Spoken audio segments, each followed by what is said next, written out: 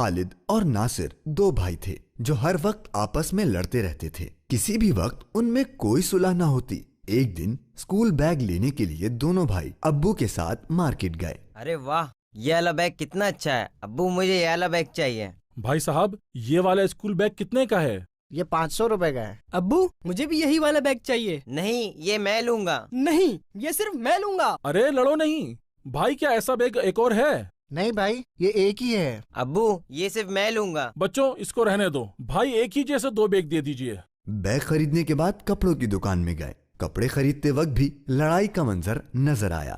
میرے کپڑے سب سے اچھے ہیں، اس میں ڈیزائن بنا ہوا ہے. نہیں، میرے کپڑے تم سے اچھے ہیں، میرا ڈیزائن اچھا ہے. ارے بچوں بس بھی کرو، ہر وقت لڑتے رہتے ہو. پھر ایک مرتبہ جب خالد اور ناصر نے وہی نئے کپڑے پہن رکھے تھے اور کھانا کھا رہے تھے، اس دوران کھیر کی ایک پلیٹ لا کر رکھی گئی، جس کو دیکھ کر پہلے کھانے کی جلدی میں دونوں بھائیوں کی اس پلیٹ پر لڑائی ہونے لگی اور دونوں کھینچا تانی کرنے لگے. اچانک وہ پلیٹ دونوں کے ہاتھوں سے چھوٹ گئی اور دونوں کے نئے کپڑے کھیر گرنے سے خراب ہو گئے.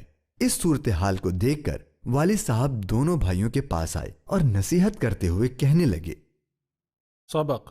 پیارے مدنی منو، دیکھا آپ نے لڑائی جھگڑے سے کتنا نقصان ہوتا ہے. لڑائی کے سبب آپ میں سے کسی کو بھی وہ والا بیگ نہیں ملا، جبکہ ایک کے چھوڑنے سے دوسرے کو وہ بیگ ملتا اور آپس میں محبت بھی پیدا ہوتی. اسی لڑائی کے سبب آپ کے نئے کپڑے بھی خراب ہوئے، کھانا بھی ضائع ہوا، جو اللہ پاک کو ناراض کرنے والی بات ہے، اور پھر دلوں میں نفرت الگ پیدا ہوئی.